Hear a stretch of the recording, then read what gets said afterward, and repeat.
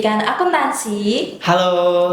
Selamat datang kembali di Rasta Talks, tempat di mana kita akan ngobrol-ngobrol seputar dunia ngampus, pengembangan diri, dan tentunya menjadi versi terbaik dari diri kita masing-masing. Aku Maria, dan tema hari ini adalah menapaki langkah sebagai mahasiswa, bertumbuh menjadi sosok berprestasi. Nah, kali ini kita bersama narasumber yang sangat luar biasa inspiratif. Beliau merupakan salah satu mahasiswa aktif pendidikan akuntansi yang juga menjuarai lomba mengikuti Pekan Kreativitas Mahasiswa atau PKM. Beliau juga menerima beasiswa unggulan dan juga menjadi finalis dari mahasiswa berprestasi di FKIP. Nah, langsung saja kita sapa. Halo Mas Farel. Halo. Aku manggilnya siapa nih? Uli ya? Maria. Iya. Oke, Maria. Halo Maria. Nah, gimana kabarnya hari ini, Mas? Alhamdulillah, senang banget. Ya. Akhir-akhir ini ada kesibukan apa nih? Akhir-akhir ini kan sekarang kan kita lagi di liburan kan. Iya. Jadi mungkin kesibukannya ya nyiapin mental buat PLP nanti, terus juga paling udah mulai nyicil seminar proposal skripsi, sama mungkin ikut lomba-lomba juga sih. Berarti liburannya Mas Farel ini benar-benar produktif banget ya. Alhamdulillah, insya Allah. Oke, kita langsung masuk ke topik pertama aja nih ya Mas. Oke. Nah, biasanya mahasiswa itu kan di awal-awal masuk kuliah tuh masih bingung nih kedepannya tuh mau planning apa, kayak mau ngapain aja nih di seputar kuliah ini. Nah, kalau Mas Farel sendiri, kan Mas Farel ini berprestasi. Nah, Mas Farel itu kayak waktu jadi maba tuh udah mempersiapkan planning buat nantinya ikut lomba atau ikut kegiatan apa gitu atau enggak? Oke. Kalau aku sendiri ya, waktu awal masuk jadi maba tuh sebenarnya kalau planning yang gimana spesifik banget nggak ada. Tapi kalau kepengen ikut lomba, kepengen ikut lomba, terus kepengen cari beasiswa itu ada. Cuman nggak sampai memang mau jadi mahasiswa berprestasi gitu, nggak ada. Kayak gitu sih. Dan ya lebih ke general aja sih kayak gitu. Berarti semuanya tuh kayak ngalir aja gitu ya Kak? Ngalir aja, benar. Iya. Berarti jadi maba juga kayak masih cuma pengen jadi mahasiswa, tapi mahasiswa berprestasi, cuman belum tahu gimana nantinya. Betul. Kayak mau ikut lomba apa tuh juga belum tahu kan Kak? Benar, Iya. benar banget. Nah, tadi kan kita di awal udah mention bahwa Mas Farel ini pernah mengikuti beberapa kali lomba dan juga menang ya kan Mas. Nah, Mas Farel ini inget nggak pengalaman pertama kali Mas Farel tuh lomba itu apakah langsung menang atau juga mengalami kegagalan? Oke. Jadi lomba pertama kali yang aku ikutin itu adalah lomba bisnis model canvas. Jadi kita disuruh bikin BMC tentang produk yang kita punya, terus nantinya cuman presentasinya itu cuman kayak kita bikin video gitu, terus nanti di-upload kayak gitu. Nah, dan alhamdulillah waktu itu kita memang nggak menang di BMC-nya, tapi presentasinya itu dapat juara 1. Dan itu lomba pertama yang aku ikutin semester 2 kayaknya. Nah, dari situ ikut lagi nih, tapi hampir semuanya kalah semua. Benar-benar kalah sampai abis itu aku ikut organisasi namanya LSP atau Lingkar Studi Pendidikan, salah satu organisasi keilmiahan di FKIP. Nah, di sana aku ikut dan alhamdulillahnya lolos pendanaan program kreativitas mahasiswa kayak gitu. Jadi kalau ditanyain lomba pertamaku itu ya itu BMC tadi. Berarti Mas Farel ini meskipun berprestasi tapi nggak langsung menang gitu ya Mas. Jadi mengalami banyak sekali proses kegagalan sampai akhirnya berada di titik sekarang ya Mas. Bener banget. Kadang itu yang orang-orang tuh mungkin Gen Z sekarang ya, kan sukanya kan ngelihat orang dari sosial media, dari Instagram gitu kan, ngelihat orang wah ini juara terus. Tapi padahal di balik itu udah lebih banyak kekalahan yang dirasakan dibandingkan menangnya gitu. Jadi jangan cuma lihat pas juaranya, tapi lihat juga proses ketika dia mau sampai juara itu kayak gimana kayak gitu. Waktu Mas Farel ngerasain kegagalan itu, Mas Farel kayak pernah nggak merasa kayak terpuruk gitu? Maksudnya kayak mungkin udah nggak usah ikut lomba lagi gitu, atau justru pengen membuktikan bahwa aku masih bisa nih gitu? Sebetulnya kalau aku sih nggak ada sih jujur ya, karena memang aku ya udah sering gagal gitu, jadi udah terbiasa dengan kegagalan itu.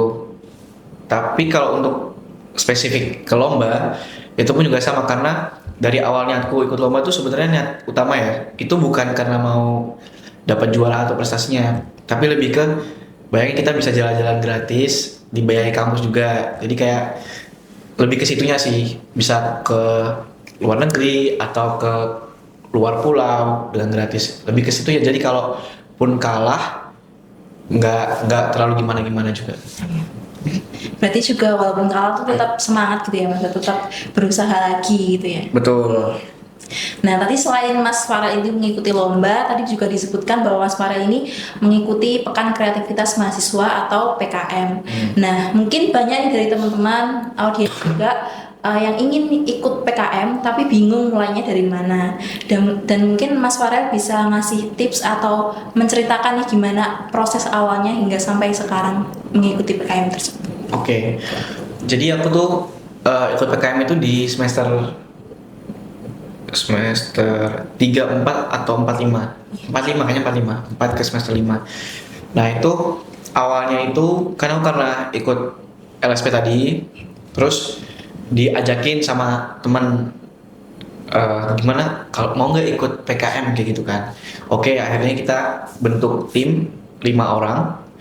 Terus dari situ kita cari-cari kira-kira mau apa.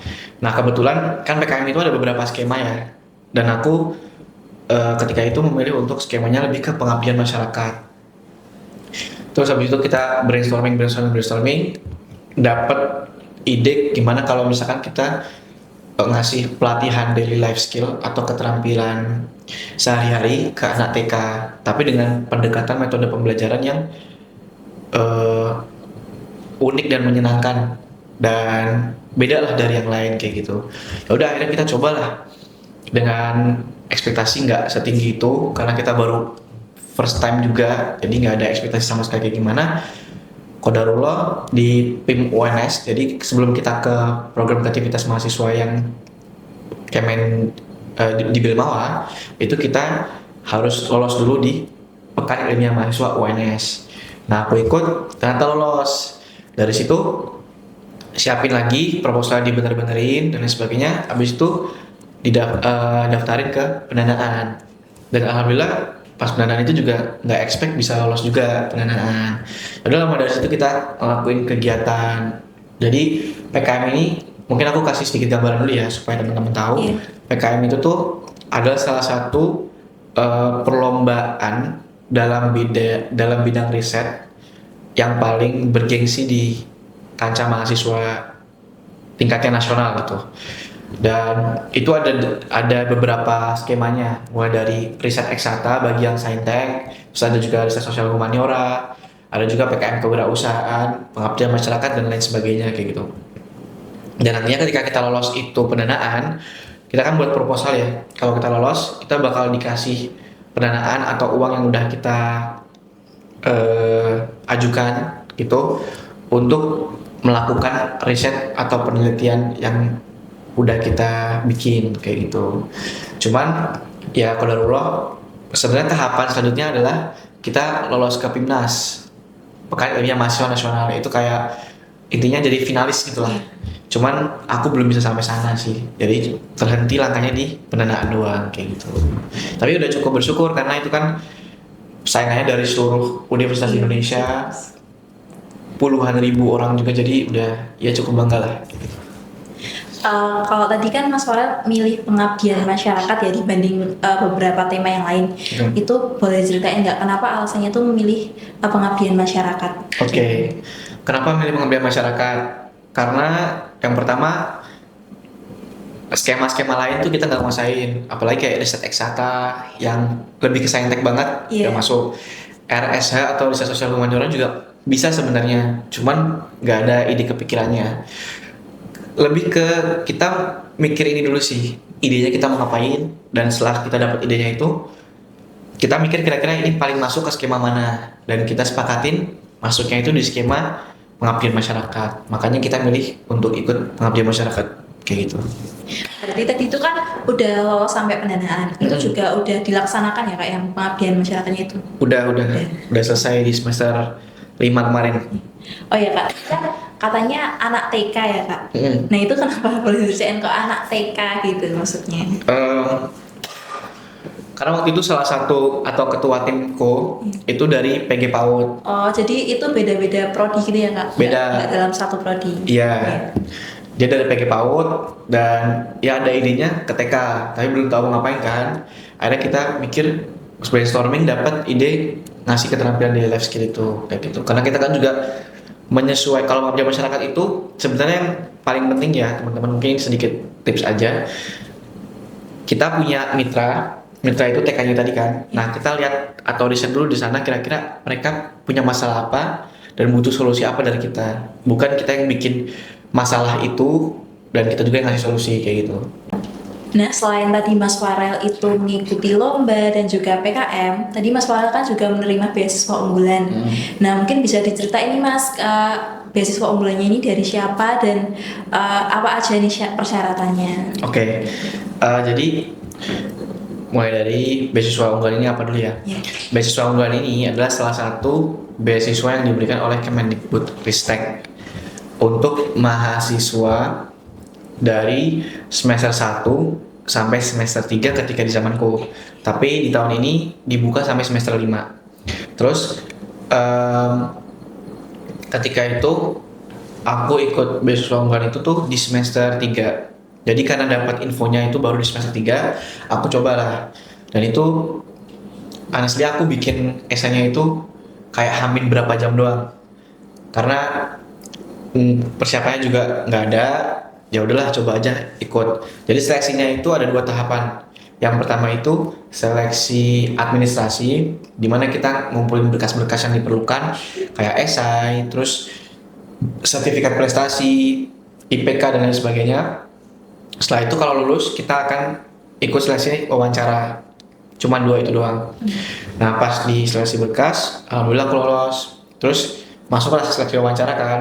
Ya itu aku sempat kayak riset dulu, tanya-tanya sama teman-temanku dan saudaraku yang mungkin udah pernah keterima beasiswa gitu. Habis itu aku wawancara. Habis itu pengumuman kan. Sebetulnya di pengumuman pertama itu aku nggak lolos sebenarnya. Jadi dapat email yang pertama kalau diomongin kalau maaf kamu belum lolos kayak gitu. Terus tiba-tiba ada email yang kedua ngomongin kasih tahu kalau misalkan karena ada orang yang mengundurkan diri dari beasiswa unggulan, jadinya aku keterima. Karena ketika itu ada 2 beasiswa yang dibuka sama pemerintah, timeline-nya sama, waktunya sama, dan kita tuh boleh ikut dua-duanya gitu. Nah, banyak orang yang keterima beasiswa satunya sama beasiswa unggulan, sehingga pasti dia milih yang lebih banyak toh dapat ininya. Nah, jadi mereka banyak yang beralih ke beasiswa satunya namanya BPI. Makanya alhamdulillahnya aku jadi lolos kayak gitu sih ceritanya. Berarti Mas Farel ini juga gimana ya, kayak gagalnya tuh nggak cuma tadi aja, tapi bahkan beasiswa ini juga pernah mengalami kegagalan akhirnya bisa berhasil. Itu karena Mas Farel juga selalu ingin mencoba gitu ya Mas ya. Betul sih. Jadi buat teman-teman semuanya jangan lupa untuk mencoba, beranikan diri kalian untuk mencoba, karena kadang kita tuh merasa stuck di sini aja karena kita tuh belum memulai gitu. Jadi kita takut mencoba, jadi ya stuck di sini aja kan gitu. Contoh Mas Farel ini, Mas Farel bisa sampai di titik sekarang ini hebat banget. Itu karena Mas Farel juga berusaha, Mas Farel juga mencoba terus, gagal pokoknya lanjutin terus gitu sampai akhirnya ya di sini sehebat ini gitu. Betul. Tapi satu hal yang harus diingat adalah semua yang aku lakukan itu nggak jauh-jauh, semuanya itu karena tangan Tuhan. Iya. Jadi itu yang paling penting sih, jangan pernah ngerasa semua hal yang kita lakukan itu emang pure dari diri kita sendiri, tapi emang semuanya ada campur tangan dari Tuhan yang Maha Kuasa. Iya, jadi jangan lupa berusaha dan berdoa teman-teman. Betul banget. Nah, tadi Mas Farel juga disebutin sebagai finalis mahasiswa berprestasi di FKIP. Wah, itu kan keren banget ya Kak ya. Mahasiswa berprestasi tuh kayak udah ya ampun, udah keren banget gitu. Nah, itu Mas Farel bisa ceritain nggak gimana Mas Farel tuh kok bisa nih jadi finalis mahasiswa berprestasi gitu? Oke. Jadi waktu itu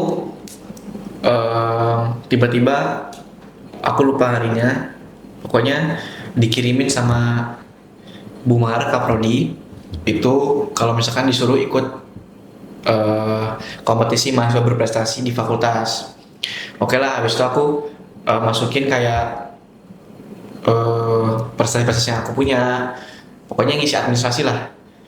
Udah selesai terus nunggu pengumuman. Sebenarnya sama sekali nggak expect apa-apa ya, karena aku ngerasa prestasiku tuh nggak sebanyak itu juga gitu. Tapi tiba-tiba, dan itu posisinya itu aku masih magang dunia industri di di liburan semester 5 ke semester 6. Terus tiba-tiba pengumuman finalis mahasiswa berprestasi dan aku ada di situ salah satunya gitu. Kaget juga. Ya udahlah. Nah itu waktunya cuma tinggal 3 hari kayak gitu buat nyiapin presentasi sama posternya, dan itu kita harus presentasinya berbahasa Inggris. Nah itu pertama kali juga aku presentasi berbahasa Inggris kan.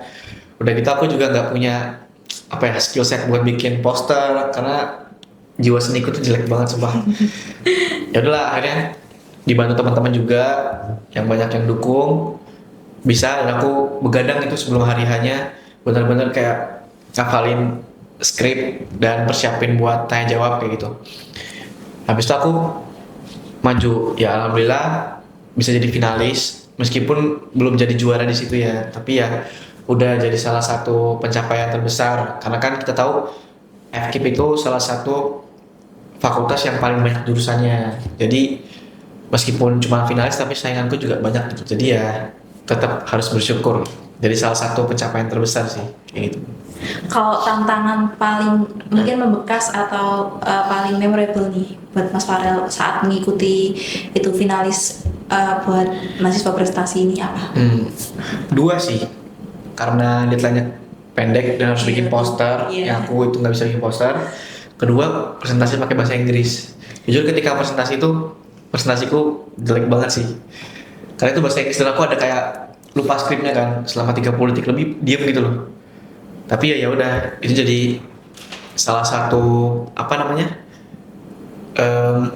pengalaman lah, dan akhirnya aku belajar dari situ dan bisa jadi juara juga di salah satu kompetisi di luar negeri kayak gitu pakai bahasa Inggris juga. Jadi ya belajar dari pengalaman untuk sukses di masa depan kayak gitu.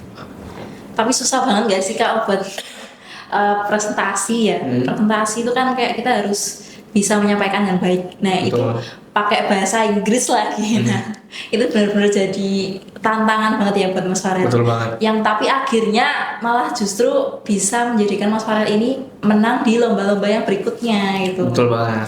Nah buat Mas Farel sendiri dari mungkin tadi beasiswa unggulan, terus ini tadi mahasiswa berprestasi, terus PKM, itu dari Mas Farel ada yang paling berkesan nggak? Paling benar-benar berkesan dan mungkin kayak seneng banget saat itu gitu nih.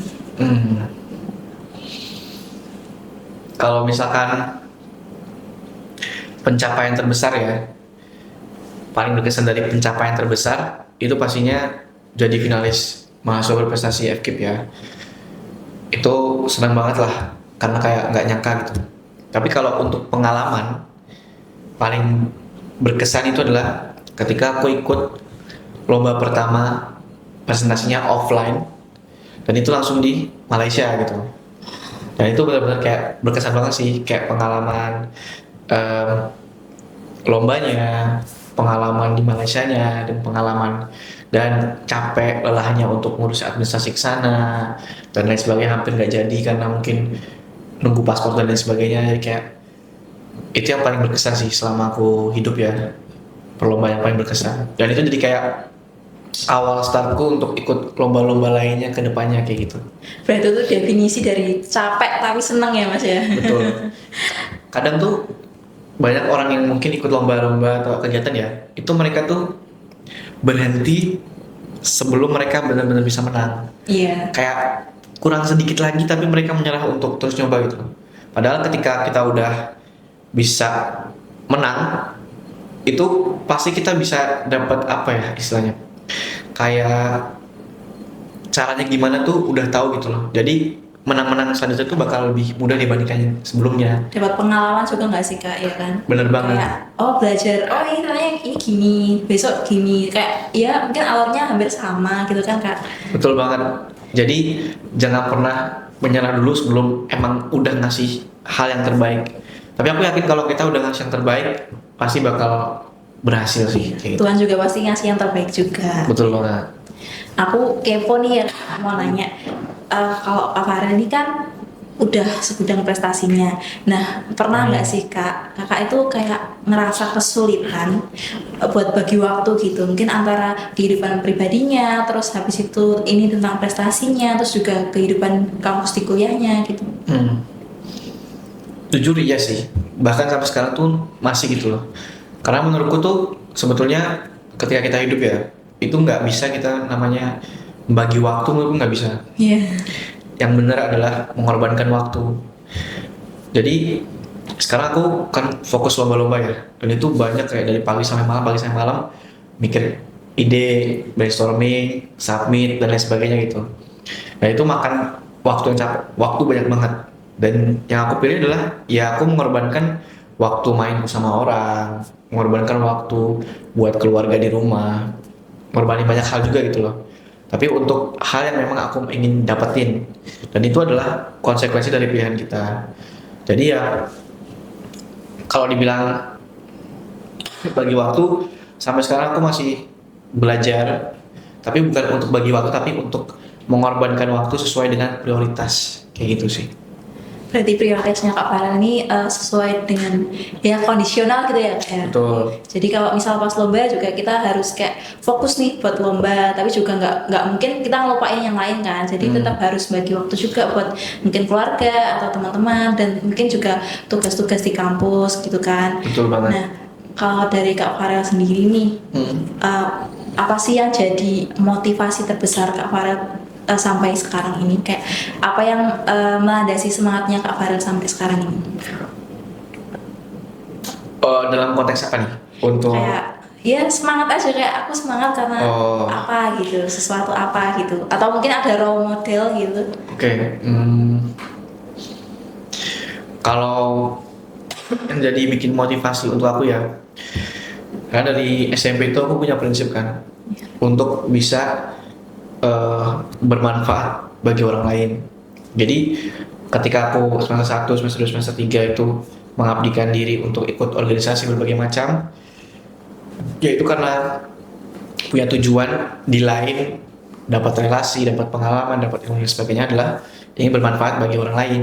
Dan salah satu caranya adalah dengan ikut organisasi, ikut lomba, terus juga dapat beasiswa juga, kayak gitu. Jadi motivasi terbesarku ya lebih ke bermanfaat bagi orang lain itu sih. Kalau role model, ada salah satu orang, itu guru SMP ku dulu, yang bikin aku jadi kayak kuat untuk ngadepin semuanya. Dan jadi aku punya keinginan untuk masuk jurusan pendidikan juga karena beliau salah satu role modelku sih. Iya. Nah, sebelum kita tutup Prostotalks ini, boleh dong untuk Kak Farel ini kasih pesan buat teman-teman mahasiswa yang mungkin saat ini tuh merasa masih stuck, masih belum punya pencapaian, atau bahkan mungkin kayak udahlah aku pengen menyerah aja gitu. Silakan Kak buat motivasinya. Oke, kalau dari aku ya, yang pasti yang pertama tuh harus punya mimpi yang besar buat bisa ngelakuin sesuatu yang besar. Jadi ketika kamu udah milih untuk ngelakuin sesuatu, jangan tanggung-tanggung kecil, tapi sekalian aja mimpi yang besar gitu. Kalaupun nanti mimpi itu nggak bisa tercapai, setidaknya effort yang kamu akan berikan itu bakal lebih besar dibandingkan kamu cuma mimpinya kecil kayak gitu. Terus yang kedua, cari benar-benar ketakutanmu ngelakuin sesuatu apa. Karena aku pernah cari kan, kadang yang bikin kita buat semangat ngelakuin sesuatu itu ada dua hal, antara motivasi atau sesuatu yang ingin kita dapetin, atau ketakutan akan suatu hal. Ketika kita punya ketakutan untuk jadi orang bodoh, atau ketakutan untuk nggak bisa ngangkat derajat orang tua, atau ketakutan nanti kita ke depan nggak bisa jadi apa-apa, maka itu akan jadi pembakar semangat dan motivasi terbesar kita untuk melakukan sesuatu. Jadi cari ketakutanmu itu apa dan manfaatin itu untuk jadi motivasi terbesar kamu. Kalau misalkan tentang lomba, yang harus teman-teman tahu adalah ketika teman-teman lomba itu banyak banget yang bisa teman-teman dapetin. Salah satunya adalah apresiasi dari universitas terkait dengan hal itu gitu loh. Kalian bisa dapetin reward berupa uang yang banyak, terus juga dapat sertifikat dan nantinya dapat pengalaman-pengalaman lain. Jadi jangan pernah berhenti untuk ngelakuin sesuatu. Mungkin kata-kata terakhir ya. Aku ngutip dari Kalimat Sada, kalau teman-teman tahu, dia pernah bilang kayak gini. Orang bodoh yang rela untuk melakukan segalanya atau berani ngelakuin segalanya lebih berbahaya dibandingkan orang pintar yang gak punya nyali. Jadi teruslah jadikan diri kita bodoh supaya kita terus-terus belajar untuk gapai sesuatu yang lebih besar ke depannya. Kayak gitu sih. Bener banget teman-teman, kalau kita ini ngerasa kita udah pinter kan mesti ya udahlah nggak usah belajar gitu kan. Tapi kalau kita memotivasi diri kita tuh masih bodoh, kita ada yang lebih baik dari kita, itu mesti kita akan termotivasi untuk selalu bertumbuh dan belajar gitu. Betul banget. Sekarang udah akan penutupan. Terima kasih banyak buat Kak Farel udah berbagi cerita, semangat dan insight baru buat kita semuanya. Buat teman-teman semuanya, ingat ya, setiap orang itu punya waktunya masing-masing. Namun yang penting bukan siapa yang cepat, tetapi siapa yang tetap jalan. Nah, aku Maria izin pamit dulu. Sampai ketemu di episode selanjutnya. Tetap semangat, tetap belajar, dan jangan berhenti untuk bertumbuh. Sampai jumpa semuanya. Bye-bye.